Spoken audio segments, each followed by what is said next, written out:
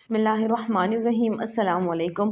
حضرت ابراہیم بن ادھم رحمۃ اللہ علیہ موسم سرما میں ایسے پانی سے نہائے جو برف کے مانند ٹھنڈا اور یخ تھا۔ اس کے بعد پوری رات عبادت میں مشغول رہیں اور صبح کو جب شاید سردی محسوس ہوئی تو آپ کو آنکھ کا خیال آیا۔ ابھی اسی خیال میں تھے کہ آپ کو ایسا محسوس ہوا کہ جیسے کسی نے مجھ پر گرم پوستین ڈال رہی ہو، جس کی وجہ سے آپ سکون کی نیند سو گئے اور بیدار ہوا تو آپ نے دیکھا کہ ایک بہت بڑا اژدہا ہے جس کی وجود کی گرمی نے آپ کو سکون بخشا تھا۔ آپ اسے دیکھ کے خوفزدہ ہو گئے اور اللہ تعالیٰ سے عرض کی، اے باری تعالیٰ، تو نے اس اژدہے کو میرے لیے سکون کا سبب بنایا، لیکن اب یہ قہر کے روپ میں میرے سامنے کھڑا ہے۔ آپ نے اتنا ہی کہا تھا کہ اسی وقت اژدہا زمین پر پھن مارتا ہوا غائب ہو گیا۔ ایک دن حضرت ابراہیم بن ادھم رحمۃ اللہ علیہ کو کھانا نصیب نہ ہوا۔ آپ نے شکرانے کی 4 سرختیں ادا کی اور جب اسی طرح 7 دن گزر گئے اور آپ کے ذوف میں اضافہ ہی ہوتا چلا گیا تو آپ نے اللہ تعالیٰ سے بھوک کا اظہار کیا۔ چنانچہ اسی وقت کہیں سے ایک نوجوان آیا اور آپ کو عزت کے ساتھ اپنے مکان پر لے گیا۔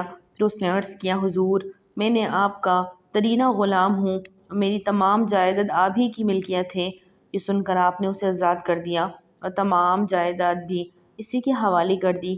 اس کے بعد اپنے دل میں عہد کر لیا کہ اب کبھی کسی سے کچھ طلب نہ کروں گا، کیونکہ روٹی کے ایک ٹکڑے پر دنیا پیش کر دی گئی ہے۔ حضرت سہیل بن عبداللہ تستری رحمۃ اللہ علیہ فرمایا کرتے تھے کہ ایک مرتبہ حضرت ابراہیم بن ادھم رحمۃ اللہ علیہ کے ہمراہ سفر کر رہا تھا کہ میں بیمار پڑ گیا۔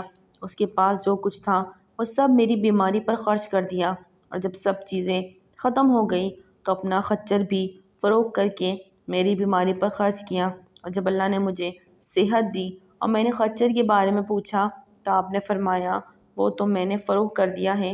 میں نے عرض کی، میں سفر کس طرح کر سکوں گا؟ آپ نے فرمایا، میرے کاندھوں پر۔ آپ یقین کریں کہ حضرت ابراہیم بن ادھم نے مجھے اپنے کندھوں پر بٹھا کر 3 منزل تک سفر کیا۔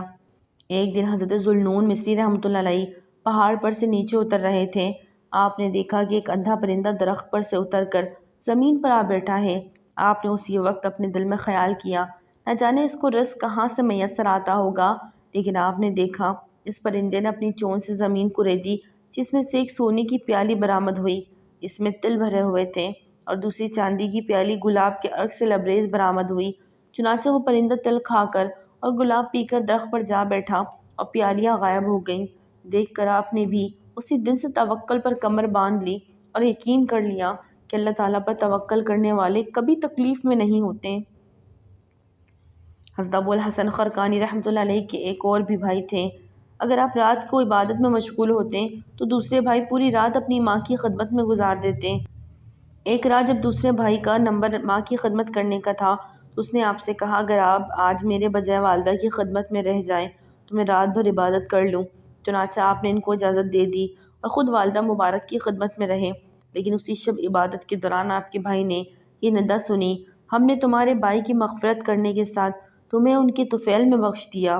یہ سن کر انہیں سخت حیرت ہوئی اور خدا سے عرض کیا، یا اللہ، میں تو تیری عبادت کر رہا ہوں اور وہ ماں کی خدمت گزاری میں ہے، پھر اس کی کیا وجہ ہے کہ میری مغفرت کی بجائے اس کی مغفرت کر کے مجھے اس کا طفیل بنایا گیا؟